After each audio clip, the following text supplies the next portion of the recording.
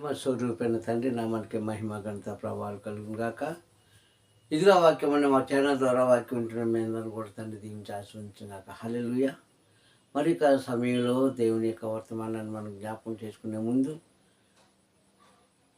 ఈ ఛానల్ ద్వారా వాక్యం వింటున్న మీ అందరూ కూడా తండ్రి ఆశీర్వదించాలని, మీ యొక్క మనోభావాలు ఆయన తీర్చాలని, మీ కోరికలన్నీ కూడా ఆయన సిద్ధం చేయాలని హృదయపూర్వకంగా కోరుకుంటూ ఈ వాక్యాన్ని మీ ముందు పెట్టడానికి ఇష్టపడుతున్నాను. ప్రియ సంగమా, వాక్యం ఉన్న మీ అందరూ కూడా తండ్రి చేత దీవించబడ్డారు. హల్లెలూయా.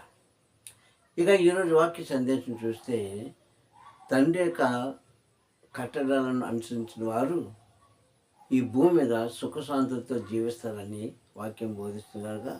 నేటి వాక్యాంశం మనం చూస్తే, దేవుని యొక్క కట్టడాలను అనుసరిస్తేనే మనకు మేలు అన్న అంశం మీద మనం కొన్ని మాటలు నేర్చుకుందాం. కొంతసేపు దైవభక్తి మనం జ్ఞాపకం చేసుకుందాం. హల్లెలూయా. ఇక నాటి మన పితరులైనటువంటి తాతతండ్రులైనటువంటి ఇశ్రాయేలు కాలంలో వారికి కట్టడాలను ఇచ్చాడు తండ్రి. ఎందుకు ఇచ్చాడంటే నాటి మానవుల్లో, అంటే ఇశ్రాయేలు కాలంలో, అంతకుముందు కాలంలో తండ్రి ఈ నిబంధన లేకపోతే కట్టడాలు ఇవి ఇవ్వలేదు. చూశాడు మనిషి భూమి మీద ఎలా జీవిస్తాడో చూశాడు. అయితే కొంతమంది ప్రవక్తల ద్వారా లేకుంటే సేవకుల ద్వారా మాటలు చెప్పించాడు, కానీ వాటికి లొంగలేదు. నోవా కాలంలో నోవాతో చెప్పించాడు, కానీ వాటికి ఆనాటి ప్రజలు ఆయన మాట వినలేదు. అలాగే అబ్రహాం కాలంలో కూడా చెప్పించాడు, అప్పుడు కూడా వారు వినలేదు. ఇక చేసింది లేక ఆయన ఏం చేశాడంటే ఒక నిబంధన, అంటే ఒక రూల్స్ అండ్ రెగ్యులేషన్ అనేది ఆయన ఇశ్రాయేలు కాలం నుంచి బయటికి తీసుకొచ్చాడు. అంటే ఒక నిబంధన, ఒక కట్టడం, ఇలాగే ఉండాలి, ఇలాగే మీరు జీవించాలి, ఇలాగే చెయ్యాలి, ఇదే మీరు వినాలి అని ఒక నిబంధన అయితే పెట్టేశాడు. కానీ అంత పెట్టిన ఇశ్రాయేలు జనం ఏం చేశారంటే, వారు అవసరత తీరిపోయిన తర్వాత ఏం చేశారు, ఆయన మాటను, ఆయన ఇచ్చిన కట్టడాలను పక్కన పెట్టేశారు. కనుకనే నాటి మనుషుల్లో చాలామంది నశించిపోయారు చూశాను. కానీ ఈరోజు మనం నశించిపోవడానికి తండ్రికి ఇష్టం లేదు. ఎందుకంటే వారు తెలుసో తెలియకో మూర్ఖత్వంతోనో అహంకారంతోనో లాంటి వేరే ఉద్దేశంతోనో వారు పాడైపోయారు. ఈరోజు మనకి స్పష్టంగా తండ్రి యొక్క వాక్యం ఎక్కడ పడితే అక్కడ ఎవరి నోటిని ఆయన చూసినా ఆ వాక్యం మనకి స్పష్టంగా వినిపిస్తుంది, నేర్చుకుంటున్నాం. ఇంకా మనం మూర్ఖులుగా ఉండాలా? అవసరం లేదు. మనం నేర్చుకుందాం ప్రసంగం. ఎందుకంటే మాటలు చాలామంది చెప్తారండి, కానీ క్రియలు ఎవరు చేయలేదు. మాటలు చాలామంది చెప్తారు, క్రియలు ఎవరు చేయలేరు. అందుకే పెద్దలైన వారు ఒక మాట అంటారు ఏంటంటే, నీతి అనేది, అంటే నీతి మాటలు అనేది ఎదుట వరకు చెప్పడానికేనంట, మనం అనుసరించడానికి సరిపోవాలి. ఎందుకంటే ఖర్చు లేదు కదండి. మన నోటి మాట మాట్లాడితే దానికి ఏం డబ్బులు ఖర్చు అవుతాయి? అవదే. ఖర్చు లేని మాటలు 10, 100, 1000, లక్షలు చెప్పచ్చు, కానీ ఎదుటి వారు చెప్పడానికే నీతులు అంట, కానీ వారు అనుసరించడానికి కాదు. చాలామంది అలాంటి వాళ్ళు ఉన్నారు ఈ కాలంలో. ఆ నీతి మాటలు ఎన్నన్నా చెప్తారు, కానీ వారి వరకు వచ్చేటప్పుడు వారు అనుసరించలేరు. వారు నీతి తప్పిన వారికి జీవిస్తూ ఉంటారు. ప్రియ సంగమా, కనుకనే నాటి కాలంలో ఒక నిబంధన, ఒక కట్టడము అనేది పరమ తండ్రి పెట్టాడు. అయినా వారు ఏం చేశారంటే కొంతకాలము ఆ నిబంధన కట్టడాన్ని అనుసరించి ఆ తర్వాత విడిచిపెట్టేసి భ్రష్టులు అయిపోయారు. ఈరోజు మనం అలా ఉండకూడదు. అందుకని అంటాడు కదా, నేను నా ప్రజలైన ఇశ్రాయేలుకు కట్టడాలను, నిబంధనను పెట్టి ఉన్నాను కనుక వాటిని అనుసరించిన ఎలా వాడు బ్రతుకుతారు అంటాడు ఒక దగ్గర. హెచ్కేల్ గ్రంథంలో 20వ అధ్యాయంలో 11, 12 వచనాలు ఈ మాటలు మనకు కనిపిస్తాయి. నేటి ప్రజలు రేపటి ప్రజలు ఎవరికైనా ఒకటే నిబంధన, ఒకటే మాట.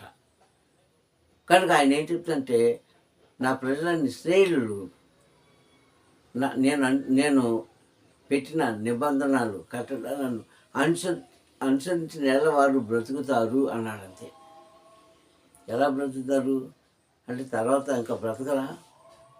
తర్వాత ఇంకా వాళ్ళకి ఈ మరణం లేదా? మరణం అనేది ఎవరికైనా ఉందండి. మరణాన్ని తప్పించుకునే శక్తి ఎవరికి లేదు, ఒక మెసేజ్ గారికి తప్ప. మెసేజ్ గారికి తప్ప ఎవరికి శక్తి లేదు.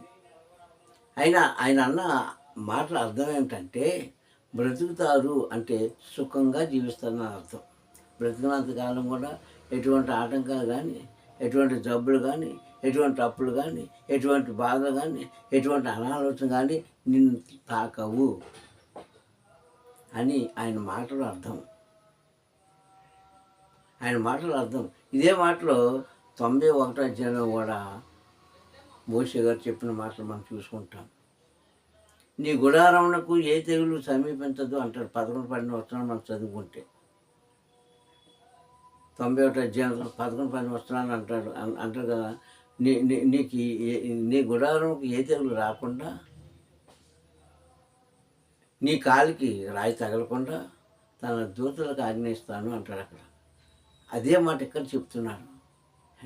యెహెజ్కేలు కాలంలో కూడా చెప్పిన మాట ఏంటంటే అదే, నా ప్రజల ఇశ్రాయేలు సుఖంగా బ్రతకాలంటే నేను పెట్టిన కట్టడాలు, నిబంధనలను వారు అనుసరించిన ఎడల, నడుచుకునే ఎడల, దాన్ని గైకొనే ఎడల, దాన్ని ఆలకించిన ఎడల సుఖంగా బ్రతుకుతారంట. బ్రతుకుదురు అని అంటున్నమాట అక్కడ. అంటే చనిపోకుండా కాదు, బతికినంతకాలం కూడా ఏ ఇబ్బంది లేకుండా బ్రతుకుతారనే మాటకు అర్థం. ఇంకో మాట కూడా చెప్తారు 12వ వచనంలో, కనుక వారికి నన్ను అనుసరించి నాకు లోబడి నన్ను వెంబడించిన వారికి నేను పవిత్రపరచడానికి వారికి నాకు మధ్య విశ్రాంతి దినాన్ని నేను ప్రవేశపెడుతున్నాను అంటారు అక్కడ. అదొక నిబంధన. కానీ ఇంత చేసిన తండ్రి మాట నాటి ప్రజలు సరిగ్గా ఎవరు వినలేదండి. ఆఖరికి మెస్సే గారే, అద్వితీయ కుమారుడైన ఆయనే మానవ రూపంలో ఈ లోకానికి వచ్చి బోధిస్తూ ఉంటే విన్నవాళ్ళు విన్నారు, కొంతమంది హేళన చేశారు. విన్నవారు 3, హేళన చేసేది 6. వెంబడించేది 10 మందే, అందులో సత్యం తెలుసుకునేది ఒకడే.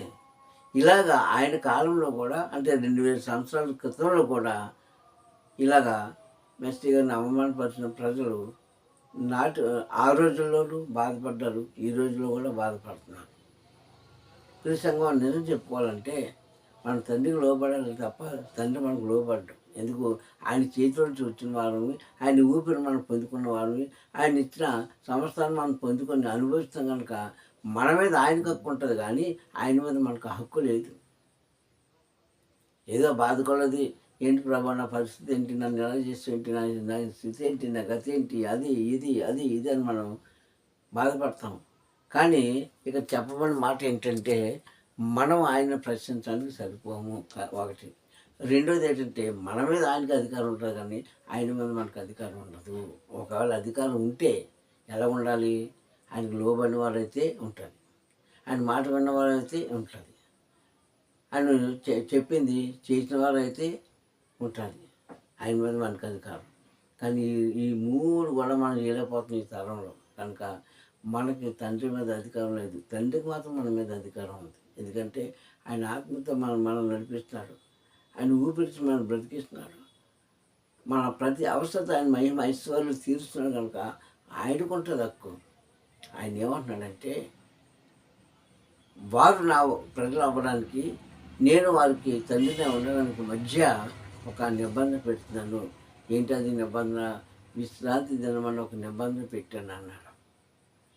అందుకే విశ్రాంతి దినం అంటే మరొక భాషలో చూసుకుంటే ఎబ్రిలో రాసిన ఎబ్రి యొక్క భాషలో చూసుకుంటే సబ్బాత్ అంటారు దాన్ని. అది ఎందుకు ప్రవేశపెట్టాడంటే మనిషి నిలకడగా ఉండడానికి, మనిషి ఆలోచన కలిగి జీవించడానికి, మనిషి పరుగుకు ఆయన నిలబెట్టడానికి టోటల్గా మనుషులందరూ కూడా ఆయన వైపు తిప్పడానికి ఒక నిబంధన పెట్టాడు. అదే విశ్రాంతి దినం లేక లేక సబ్బాత్ దినం అంటాం మనం సంగమా. కనుక ఈ ఈ యొక్క నియమాన్ని ఎందుకు పెట్టాడంటే అలసిపోతున్నా, పడిపోతున్నా, కృంగిపోతున్నా మన జీవితాలను సరి చేయడానికి ఒక నిబంధన పెట్టాడు అని యెహెజ్కేలు గ్రంథం 20 అధ్యాయంలో 11, 12 వచనాలు మనం చూసుకుంటున్నాం ప్రసంగం. ఇప్పటికైనా సరే తండ్రి యొక్క మార్గంలో నడిచేవారు ధన్యులవుతారు. వారికి ఇచ్చిన బిడ్డలు కూడా తండ్రి చేత దీవించబడతారు, ఆశీర్వదించబడతారు. ఇప్పుడున్న కష్టం, ఇప్పుడున్న బాధలు, ఇప్పుడున్న అనారోగ్యం, ఇప్పుడున్న బలహీనతలు రేపటి దినాలు మన జీవితంలో ఉంచడండి. మన సమయం వస్తే ఖచ్చితంగా తండ్రి వాటిని అన్నిటి కూడా మన నుంచి దూరపరిచి మనకి శాంతి సమాధానం ఇస్తాడు. ఆయన కృప కలిగిన తండ్రి, మన పట్ల ఆయన ప్రేమ చూపించే తండ్రి, ఇవన్నీ కూడా మనకు చేస్తాడు, ఈ వాగ్దానాలన్నీ కూడా.